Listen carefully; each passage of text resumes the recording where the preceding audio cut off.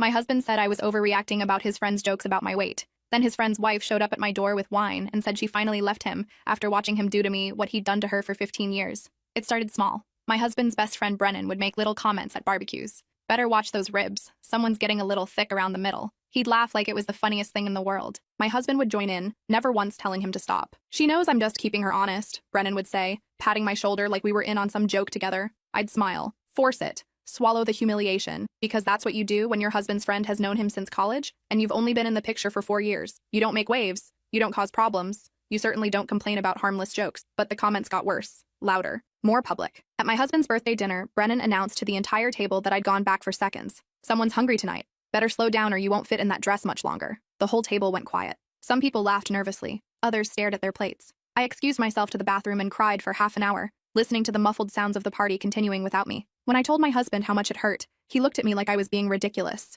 That's just how Brennan is. He jokes around with everyone. It's his sense of humor. I asked him to name one other person Brennan made comments about. Just one example of him joking about someone else's appearance. My husband couldn't think of a single one. You're being too sensitive, he finally said. He doesn't mean anything by it. You're making this into something it's not. After that, I started declining invitations when I knew Brennan would be there. My husband got annoyed, started making passive-aggressive comments about how I was making things awkward for the group. Can't you just take a joke? Everyone thinks you're being weird about this. So I went, and I endured more comments about my portions, my clothing choices, whether I'd been hitting the gym lately, how I really should try that new diet his wife was on. The worst part wasn't even Brennan's comments. It was watching everyone else pretend they didn't hear them, the way conversations would continue like he hadn't just humiliated me, the way my husband would change the subject instead of defending me, the way I'd catch pitying looks from other women but no one ever said anything. We all just participated in this collective delusion that what was happening was normal and acceptable. I started dreading social events. Would spend hours beforehand trying to figure out what to wear that wouldn't prompt comments, what to eat that wouldn't draw attention, how to make myself as small and invisible as possible. I'd stand in front of my closet crying because nothing felt safe. Nothing felt like it would protect me from Brennan's observation. My husband noticed I'd gotten quieter at gatherings. You're not even trying anymore, he said once on the drive home. You just stand there looking miserable. It makes me look bad. I pointed out that maybe I was miserable because his best friend spent every gathering making comments about my body. God, are we really doing this again? He said. I thought you were over that.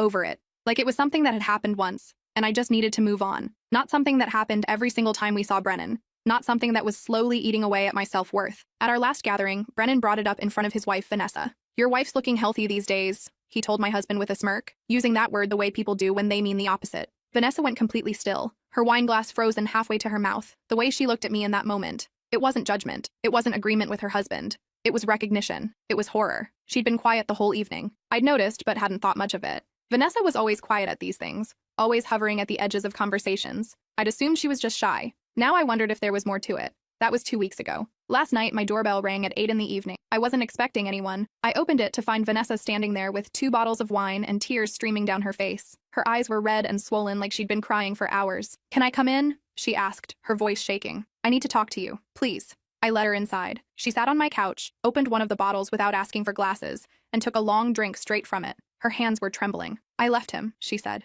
this morning. Packed a bag while he was at work and I'm never going back. I'm sorry, I said, not sure what else to say. Are you okay? She laughed, but it was hollow and broken. No, but I will be, eventually. She looked at me with those same haunted eyes I'd seen at the barbecue, eyes that had seen too much and stayed silent too long. I need to tell you something. About Brennan. About what he's really like when no one else is watching. My stomach dropped. What do you mean? Vanessa took another long drink. Those jokes he makes about your weight? That's how it started with me too. 15 years ago when we first started dating. Little comments. Helpful suggestions. Observations about what I was eating. She told me everything. The whole story came pouring out like she'd been holding it in for years and finally found someone who might actually listen. How Brennan had been charming at first, funny and confident and attentive. How he'd started making little observations about what she ate. How those observations became suggestions about her workout routine. How the suggestions became rules she didn't remember agreeing to follow. I thought he was trying to help me look my best, Vanessa said, her voice cracking. He'd say things like, I just want you to be healthy, or I'm only telling you this because I care. And I believed him. I thought it meant he loved me, that he was invested in me being the best version of myself. Within 6 months of dating, she'd developed an eating disorder. She'd weigh herself multiple times a day, terrified of gaining even a fraction of a pound. Brennan would inspect her meals, questioning her choices, asking if she really needed that much dressing on her salad, wondering out loud if she'd already had carbs that day. If she ate something he deemed unhealthy, he'd go silent for hours, making her feel like she'd committed some unforgivable sin. The silent treatment was worse than the comments. At least when he was talking, she knew where she stood. By our first anniversary, I was eating maybe 700 or 800 calories a day, Vanessa said. I was constantly dizzy. My hair was falling out in clumps. My period stopped. I'd get so cold my teeth would chatter even in summer. But Brennan kept saying I looked better than ever, so I kept going. I kept restricting. I kept pushing my body past every warning sign because he was finally happy with me. Her family tried to intervene. Her mom showed up at their apartment begging her to leave him, to come home. Her sister called every day offering to let her move in. Her dad threatened to physically remove her from the relationship. But Brennan had isolated her so thoroughly by that point that she couldn't see what was happening. He'd convinced her that her family was jealous of their relationship, that they wanted to sabotage what they had because they couldn't stand seeing her happy. He proposed right after I was hospitalized for malnutrition, Vanessa said. The doctors told me I was killing myself, that my organs were starting to fail, that if I didn't get help immediately, I might not survive. And you know what Brennan did? He brought me flowers and told me he'd always love me no matter what size I was. Like he was being generous. Like he was doing me a favor by staying with me after I'd let myself get so sick. She married him anyway. Spent the next decade walking on eggshells, obsessing over every bite of food, exercising until she collapsed. Brennan controlled everything. What she ate, what she wore, where she went, who she talked to. He'd weigh her every Sunday morning before breakfast, and his entire mood for the week depended on whether the number went up or down. If she'd lost weight, he was affectionate and kind. If she'd gained even half a pound, he'd withdraw, stop touching her, make comments about how she must not care about herself anymore. I became so small, Vanessa whispered, not just physically, mentally, emotionally. I disappeared into myself, stopped seeing friends because I couldn't eat in front of them without panicking, stopped doing anything that might upset him or disrupt my routine. I lived my entire life trying not to be too much, trying to be exactly what he wanted, but the target kept moving. I could never be thin enough, quiet enough, perfect enough. The eating disorder never went away. She'd been in and out of treatment programs for years. Brennan would support her going to therapy, but then undermine everything she learned there. The therapist would tell her to practice intuitive eating, and Brennan would suggest she track her calories instead. The dietitian would create a meal plan to help her recover, and Brennan would question whether she really needed to eat that much. Every step forward was met with subtle sabotage. I knew what he was doing, Vanessa said. By year 5, I knew, but knowing didn't change anything. I felt trapped. We'd merged our finances. I'd given up my career to support his. All our friends were his friends. If I left, I'd have nothing. No money, no support system, nowhere to go. So I stayed. And I got sicker and I hated myself for being too weak to leave. Then she saw Brennan do it to me, watched him make those same comments, use that same tone, test the same boundaries, saw the way my husband laughed along, just like all their friends had laughed along when Brennan tore her down, just like she'd laughed along, pretending it was funny, pretending it didn't hurt. And something inside her finally broke. I couldn't watch him destroy another woman, Vanessa said, her voice fierce despite the tears. Not when I knew exactly where it would lead, not when I knew how it started. Those jokes you think are harmless? They're not. They're the foundation. He's testing you, seeing how much you'll tolerate, seeing if your husband will protect you. And when he realizes no one's going to stop him, it will get worse. It always gets worse. She'd spent the past 2 weeks planning her escape, opened a secret bank account at a different bank, one Brennan would never think to check, moved money little by little, small amounts he wouldn't notice missing, found an apartment across town through a friend's cousin, paying cash for the deposit, documented everything. Every cruel comment, every controlling behavior, every time he'd inspected her food, or checked the scale or made her feel worthless. She had recordings, screenshots, journal entries spanning years. She had a lawyer lined up and divorce papers ready to file first thing in the morning. I needed you to know, she said, looking at me with such intensity it hurt. What you're seeing now, the jokes, that's just the beginning. It gets so much worse. And your husband defending him, dismissing your feelings, making you doubt yourself, that's exactly what enabled Brennan to break me. They're friends because your husband is just like him. He just hasn't shown you his full capacity yet, but he will. The words hit me like a physical blow. Because deep down, I'd known. The way my husband dismissed my concerns made me feel crazy for being hurt. The way he prioritized Brennan's comfort over my pain. The way he'd started making little comments himself lately, suggesting I might want to try a new gym, asking if I really needed that second glass of wine, mentioning that his coworker had lost a lot of weight on some new diet. I should go, Vanessa said, standing up. I just needed you to know the truth. What you do with that information is up to you. But please, please don't wait as long as I did. Don't waste 15 years of your life hoping someone will change when they've shown you exactly who they are. After she left, I sat in the silence of my living room for a long time, just staring at the wall, processing everything she told me, replaying every interaction with Brennan through this new lens, seeing all the moments I'd dismissed as jokes for what they really were. My husband came home around 10 that night, humming some song from the radio. He kissed the top of my head like everything was normal and asked what was for dinner, like it was just another ordinary evening, like his best friend's wife hadn't just shown up at our door after finally escaping an abusive marriage. I need to talk to you about Brennan, I said. He sighed. The kind of exhausted sigh that said he was already done with this conversation before it started. Not this again. I thought we moved past this. Vanessa left him. My husband froze, went completely still. What? When? This morning. She was here tonight. She told me everything. I watched the color drain from his face. Not concern for Vanessa. Not horror at what his friend had done. Just fear about what this meant for him. What did she tell you? About the eating disorder, the hospitalization, the abuse. How Brennan systematically destroyed her for 15 years. How you and all your friends watched it happen and did nothing. That's not fair. my husband said immediately, his voice defensive. We didn't know what was happening in their marriage. That's private. You can't expect us to police what happens behind closed doors. She was hospitalized. Her family tried to get her to leave. Everyone knew something was wrong, and everyone looked the other way because Brennan's your friend, and it was easier to pretend everything was fine than to admit you were enabling an abuser. My husband ran his hands through his hair, a gesture he always made when he was frustrated. Look, maybe Brennan took things too far with Vanessa. Maybe he has issues he needs to work on, but that doesn't mean he's some monster. And it definitely doesn't mean his jokes about you are the same thing. You're conflating two completely separate situations. Aren't they, though? I asked. Vanessa said it started exactly like this. Jokes in public, comments about food and exercise and appearance, making her feel like she needed to be smaller, quieter, less, taking up less space. And everyone around her, including her husband's friends, just laughed along, just enabled it, just made her feel crazy for being hurt by it. You're not Vanessa, my husband said firmly. You're stronger than that. You wouldn't let anyone do that to you. Vanessa was strong too, before Brennan. That's the whole point. It doesn't matter how strong you are when the person who's supposed to protect you won't stand up for you. When everyone around you is telling you that your pain isn't real, that you're overreacting, that you're too sensitive. Strength doesn't make you immune to abuse. It just makes you blame yourself more when it happens anyway. My husband's face hardened.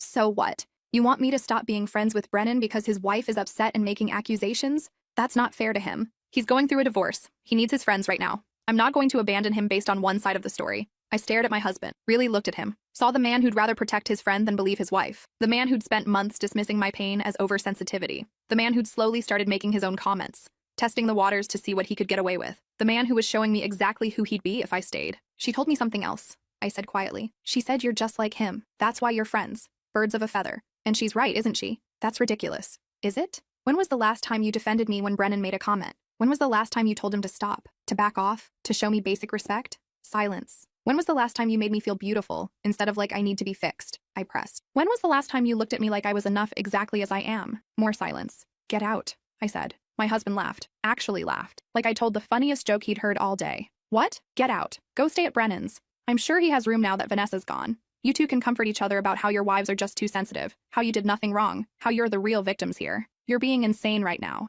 No, I said, my voice steady. I'm being clear for the first time in months. Get out of my house. Our house, my husband corrected. I'm on the mortgage too. You can't just kick me out. Then I'll leave. But I'm not spending another night under the same roof as someone who thinks it's okay to let his friend tear me down, who thinks that's just jokes, who thinks I'm the problem for having feelings about it. I went upstairs and started packing. My husband followed, switching between anger and attempts at reasoning, his voice following me from room to room. You're throwing away our marriage over this? Over some jokes? Do you know how crazy that sounds? Do you know what people are going to think? I don't care what people think, I said, folding clothes into a suitcase. Vanessa cared what people thought. She stayed for 15 years caring what people thought. She wasted 15 years of her life hoping Brennan would change, hoping it would get better, hoping that if she just tried harder or got thinner or was more perfect, he'd finally be satisfied. I'm not making that same mistake. I'm not Brennan. I stopped packing and looked at him. Really looked at him. You laughed when he called me thick. You told me I was overreacting when he commented on my portions. You've started suggesting I need to lose weight too, just more subtly, just more carefully. You're exactly like Brennan. You're just earlier in the progression, but give it time. Give it a few more years of me accepting this treatment. Give it a few more years of you realizing I'll tolerate it.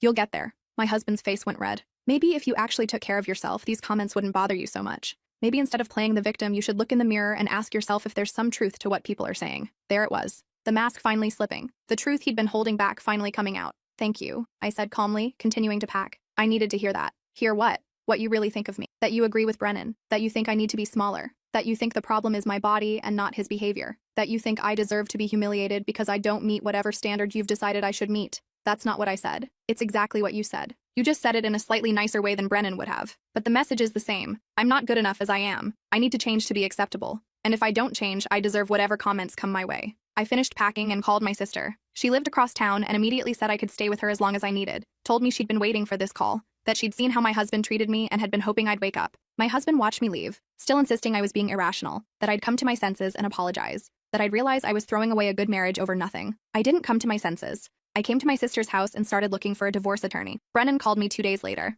I was sitting in my sister's kitchen drinking coffee when my phone rang with his number. I almost didn't answer, but something made me pick up. What the hell did you say to Vanessa? He demanded without even saying hello. She's taking everything. The house, the cars, half my retirement. Her lawyer is destroying me. Good, I said. This is your fault. You put ideas in her head. She was fine until you started causing problems. Until you started telling her lies about me. I didn't tell her anything. She came to me. She told me what you did to her. She's making that up, Brennan snarled. She's trying to make me look bad in the divorce, trying to get more money. And now you've poisoned my friend's marriage too. Your husband called me crying last night because you abandoned him, because you left over nothing. She was hospitalized for malnutrition because of you. She wasn't fine. She was dying. Everyone has issues. She had issues before she met me. I helped her. I tried to help her be healthier and she twisted it into something it wasn't. She's unstable. She always has been. You controlled what she ate for 15 years. You weighed her every week and punished her if the number wasn't what you wanted. You made her hate her own body so much she stopped eating. That's not helping. That's abuse. You're weak, Brennan said, his voice cold. Vanessa's weak. You both need someone to tell you hard truths and you can't handle it. You both need someone to push you to be better and you're too fragile to accept it. No, I said. We both needed someone to treat us with basic human decency and neither of you was capable of it. We both needed partners who saw us as human beings instead of projects to fix. Lose my number. I blocked him. Blocked my husband when he started sending multiple messages a day, alternating between apologizing and blaming me for ruining his friendship with Brennan, saying I'd destroyed 2 relationships with my selfishness, that I was tearing apart our entire friend group, that everyone thought I was crazy, that no one understood why I was doing this. Vanessa texted me a week later. How are you holding up? She asked. Better, I replied honestly. Scary, but better. How's the divorce going? Messy, but worth it. I ate a full meal today without feeling guilty. First time in 15 years, didn't count a single calorie. We started meeting for coffee, comparing notes on our experiences, our lawyers, our soon-to-be ex-husbands, processing what had happened to us, trying to understand how we'd both ended up in relationships with men who saw us as things to control, rather than people to love, building a friendship born from shared trauma but growing into something genuine. She told me about the other women. Turns out Brennan had a pattern. Before Vanessa, there'd been another girlfriend he'd systematically destroyed, made her lose so much weight she'd had a heart attack at 24 years old. When she'd tried to warn Vanessa after Brennan started dating her, Brennan convinced Vanessa the ex was crazy and jealous, told her the ex was obsessed with him and couldn't handle that he'd moved on, and Vanessa had believed him. There's a trail of broken women behind him, Vanessa said. All of them tried to warn the next one. None of them were believed, because Brennan's charming. He knows how to make himself look like the victim, how to make us look unstable and vindictive. We decided to do something about it. Started a group chat with Brennan's exes that Vanessa tracked down through old photos and social media. 5 women total, spanning 20 years. Each one had a similar story. Each one had tried to warn the others. Each one had been dismissed as a jealous ex. The jokes that became criticism, the criticism that became control, the control that became abuse. We compiled everything. Screenshots of messages. Medical records showing hospitalization for eating disorders. Testimony from friends and family members who'd witnessed the abuse. Statements from therapists. Financial records showing how Brennan had controlled their money. Built a case so thorough and so damning that Brennan's lawyer advised him to settle rather than go to trial and have everything become public record. Vanessa got everything in the divorce. The house, the cars, his retirement fund, substantial alimony. The judge's orders were based on documented abuse, financial manipulation, and what he called a pattern of predatory behavior. Brennan tried to fight it, but the evidence was overwhelming. 5 women with nearly identical stories. Medical records spanning 2 decades. A clear documented pattern of abuse. My divorce was messier. My husband fought me on everything, convinced he was the reasonable one and I was being hysterical, that I was throwing away a good marriage over an overreaction. His family called me cruel for leaving over simple misunderstandings. His friends spread rumors that I was having an affair, that I'd always been looking for an excuse to leave, that I was unstable and vindictive just like Vanessa. But I had Vanessa's testimony. I had screenshots of every dismissive text my husband sent, every message where he called me too sensitive or told me I was overreacting. I had witnesses who'd heard Brennan's comments and watched my husband laugh, who'd seen him dismiss my pain over and over. The judge wasn't sympathetic to my husband's claims that he'd done nothing wrong. Enabling abuse is still abuse, the judge said. Allowing your friend to repeatedly demean your spouse and then gaslighting her about her entirely reasonable response to that treatment constitutes emotional abuse. The settlement wasn't as favorable as Vanessa's, but it was fair. I got half of everything and walked away with enough to start over. 6 months after I left, I ran into Brennan at the grocery store. He'd lost weight himself, looked haggard and older than I remembered. The kind of weight loss that comes from stress rather than health. He saw me and immediately turned down another aisle, but not before I caught the fear in his eyes. Good. He should be afraid. Afraid that his pattern was finally exposed. Afraid that he couldn't charm his way out of this one. Afraid that the next woman he tried to destroy would already know his name. That the women he'd abused were talking to each other, warning each other, building a network of protection. My husband sent a final email after the divorce was finalized. Long, rambling, full of accusations and self-pity. He still didn't understand what he'd done wrong. Still thought I'd overreacted to harmless jokes. Still believed he was the victim in all this. That I'd destroyed a perfectly good marriage over my inability to take criticism. That I'd been influenced by Vanessa's bitterness and turned something innocent into something sinister. I deleted it without finishing. Some people are incapable of seeing their own cruelty. Incapable of understanding that intent doesn't negate impact. That just joking doesn't erase harm. That standing by while someone abuses your partner makes you complicit in that abuse. Vanessa and I celebrated our divorce finalizations together. Went to the fanciest restaurant in town and ordered every appetizer on the menu. Didn't look at the calories. Didn't feel guilty about a single bite. Toasted to new beginnings and never shrinking ourselves for men who saw kindness as weakness. Do you regret marrying him? I asked her. Spending those years with him? Vanessa thought about it for a long time. I regret staying as long as I did. I regret all the years I wasted hating my own body. I regret believing him when he said he was helping me, but I don't regret leaving, and I don't regret helping you leave too. Maybe that was the whole point. Maybe I went through all that so I could recognize what was happening to you and actually do something about it. So one woman would listen when I told her to run. We've been friends for 2 years now. Real friends. Not just trauma bonded. She's gained back the weight she'd lost. Got her period back after more than a decade without it. Started therapy and spent hours unpacking 15 years of damage. She's in a treatment program for her eating disorder, doing the real work this time without someone undermining it. Met someone new who treats her like she's precious instead of like she's a project to fix. Who gets angry on her behalf when she tells him stories about Brennan. Who tells her she's beautiful at every size. I'm still single. Working on myself, figuring out who I am without someone constantly suggesting who I should be. It's harder than I expected. Took me months to eat in front of people without calculating calories in my head. Hearing Brennan's voice critiquing my choices. Hearing my husband's voice agreeing with him. Months to look in the mirror without seeing every flaw they'd pointed out. To exist in my body without apologizing for the space it takes up. But I'm getting there, slowly. I'm remembering what it feels like to take up space without apologizing for it. To eat when I'm hungry without shame. To wear what I want without worrying about whether it's flattering enough. To exist without constantly wondering if I'm being too much or not enough. I joined a support group for people recovering from emotionally abusive relationships. Listened to dozens of stories that sounded eerily similar to mine. People who'd been told they were too sensitive, that they couldn't take a joke, that they were making problems out of nothing, who'd been slowly isolated and diminished until they didn't recognize themselves anymore. Last month, one of the women from our group chat with Brennan's exes reached out. She'd started dating someone new and he'd made a joke about her ordering dessert. Small thing, probably innocent, just a throwaway comment. But she'd learned to recognize the warning signs. Had learned that small things become big things if you ignore them long enough. Trust your gut, Vanessa and I both told her. If it feels wrong, it probably is.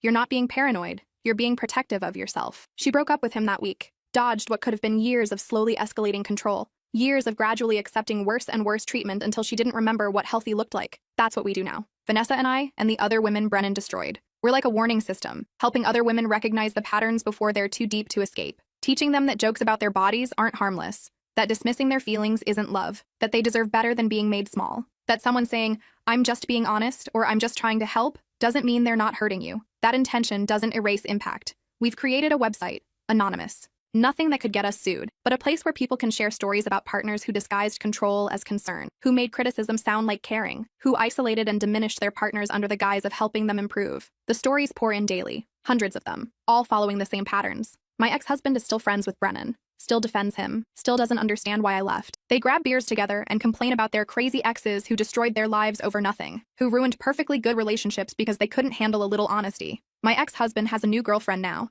I've seen her at a distance a few times, around town. She looks nervous at the gatherings I hear about through mutual friends, constantly checking his reactions, making herself smaller at restaurants, declining dessert even though I can see her looking at the menu longingly. The same pattern's already starting. I sent her a message once through social media. Just a simple, "If you ever need to talk, I'm here. No judgment." She read it but never responded. I understand. I wouldn't have responded either when I was in her position. When someone's convinced you that you're the problem, that you're too sensitive, that everyone else is just jealous or bitter, you can't hear the warnings. But I have to hope that when things get bad enough, when the jokes become criticism and the criticism becomes control, she'll remember that someone reached out, that someone offered her a way out, that she's not alone and she's not crazy for feeling hurt. That's all any of us can do. Survive, escape, turn around and extend a hand to the next woman climbing out of the same hole we fell into. Share our stories. Warn the ones coming up behind us. Build networks of protection and support, because the system sure as hell isn't going to protect us. I saw Vanessa yesterday. We were having lunch at our favorite cafe, the one where we first started meeting after our divorces. She ordered pasta carbonara without hesitation,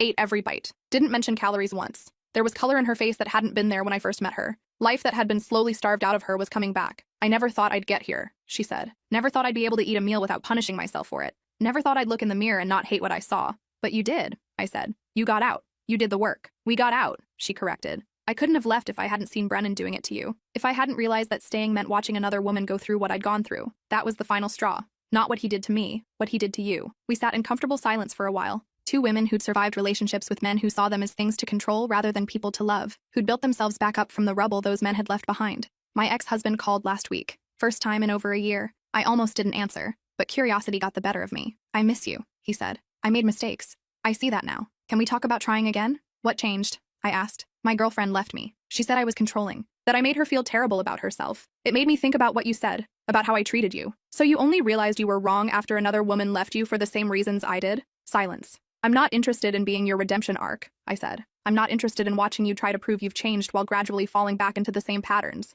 Work on yourself if you want to. Go to therapy. Actually do the work. But do it for yourself and for the women you'll date in the future. Not for me. We're done. I hung up before he could respond. Blocked the number. Vanessa was proud when I told her. Said I'd come a long way from the woman who used to apologize for taking up space. She's right. I have come a long way. I don't apologize for ordering what I want anymore. Don't make myself smaller to make others comfortable. Don't tolerate disrespect disguised as jokes. Don't accept gaslighting wrapped up as concern. I know my worth now. Know that I deserve basic human decency. That wanting to be treated with respect isn't asking for too much. That my feelings matter even if someone else thinks they're unreasonable. My husband said I was overreacting about his friend's jokes about my weight. He was wrong. I wasn't overreacting. If anything, I'd underreacted for months. I'd tolerated treatment no one should tolerate. I'd made myself small to avoid conflict. I'd accepted crumbs of respect and called it love. I was reacting exactly right when I finally left. I just wish I'd reacted sooner. But I'm grateful I reacted at all. Grateful Vanessa showed up at my door that night and told me the truth. Grateful I listened. Grateful I got out before years became decades. And I'm grateful I can be that person for someone else now. The one who shows up with wine and truth. The one who says you're not crazy, you're not too sensitive, you deserve better. The one who helps them escape before they waste 15 years learning that lesson the hard way.